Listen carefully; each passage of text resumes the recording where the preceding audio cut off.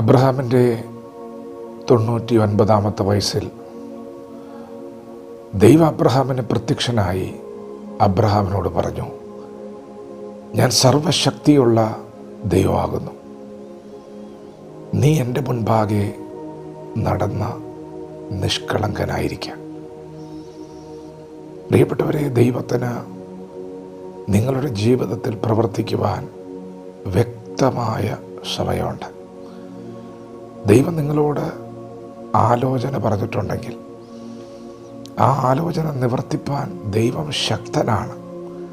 അതിന് നിങ്ങളുടെ പ്രായം, നിങ്ങളുടെ ആരോഗ്യം, നിങ്ങളുടെ സമയമൊന്നും ദൈവത്തിന് തടസ്സമല്ല.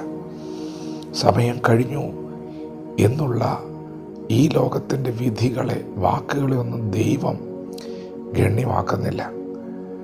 യായിറോസ് എന്ന് പറയുന്ന പള്ളിപ്രമാണിയുടെ മകൾ മരിച്ചുപോയി, ബാല മരിച്ചുപോയി, ഗുരുവിനെ അസഹ്യപ്പെടുത്തണ്ട എന്ന് പറഞ്ഞ വാക്ക് കാര്യമാക്കാതെ യേശു ആ വീടിനകത്തേക്ക് കയറി ചെന്നു. ലോകത്തിൻ്റെ വാക്കുകളൊന്നും ദൈവത്തിന് പ്രവർത്തിക്കാൻ തടസ്സമല്ല. ദൈവത്തിന് നിങ്ങളെക്കുറിച്ച് ഉന്നതമായ വിചാരമുണ്ട്. ദൈവത്തിന് വ്യക്തമായ സമയമുണ്ട്. അബ്രഹാമിനോട് അരുളി ചെയ്തിരുന്ന അവധിക്ക് ദൈവം വാഗ്ദത്തം നിവർത്തിച്ചു. പ്രിയപ്പെട്ടവരെ, അബ്രഹാമിന് വാഗ്ദത്തങ്ങൾ നൽകിയ ദൈവം അത് പ്രവർത്തിക്കാനൊരു ദിവസം കുറിച്ചു വച്ചിരുന്നു. ദൈവം സമയം കുറിച്ചു വയ്ക്കുന്ന ദൈവമാണ്, ദിവസം കുറിച്ചു വയ്ക്കുന്ന ദൈവമാണ്.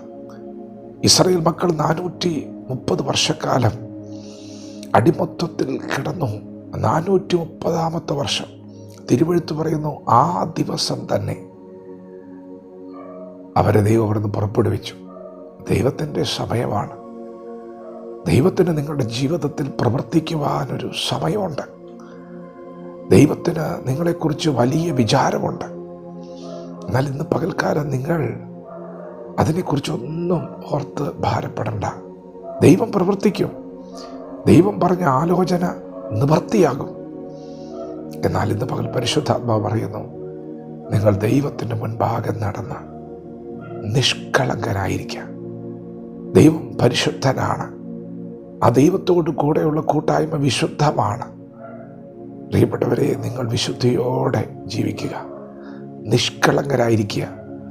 ദൈവത്തിന് പ്രസാദമുള്ളത് എന്തെന്ന് തിരിച്ചറിയുക, ദൈവത്തിൻ്റെ ഇഷ്ടമെന്തെന്ന് തിരിച്ചറിയുക, ദൈവത്തോട് കൂടെ നടക്കുക. ദൈവം നിങ്ങളോട് പറഞ്ഞ ആലോചന നിവർത്തിക്കുന്നൊരു സമയം വരുന്നുണ്ട്. തക്ക സമയത്ത് ദൈവം നിങ്ങളെ ഉയർത്തും. അവൻ്റെ ബലമുള്ള കൈ കീഴ്ത്താണിരിക്കുക. ദൈവത്തിന് സമയമുണ്ട്. പെട്ടെന്ന് ക്ഷണത്തിൽ ദൈവം അത് ചെയ്യുമെന്ന് തിരുവെഴുത്തിൽ വ്യക്തമായി രേഖപ്പെടുത്തിയിട്ടുണ്ട്. സമയം വരുന്നുണ്ട്. വാഗ്ദത്തത്തിൻ്റെ സമയം വരുന്നുണ്ട്.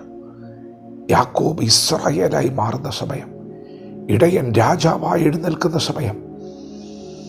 പരിശുദ്ധാത്മാവ് ശൗലിൻ്റെ മേൽ വന്നപ്പോൾ അവൻ ആള് മാറിയവനായി എന്നെഴുതിയിരിക്കുന്ന പോലെ ദൈവത്തിൻ്റെ സമയം വെളിപ്പെട്ടു വരും. അസാധാരണ മാറ്റങ്ങൾ നിങ്ങളുടെ ജീവിതത്തിൽ സംഭവിക്കാൻ പോകുന്നു. വിശ്വാസത്തോടെ വചനത്തോട് പ്രതികരിക്കാം. ദൈവം നിങ്ങളെ ഓരോരുത്തരെയും അനുഗ്രഹിക്കുമാറാകട്ടെ. ആമേൻ.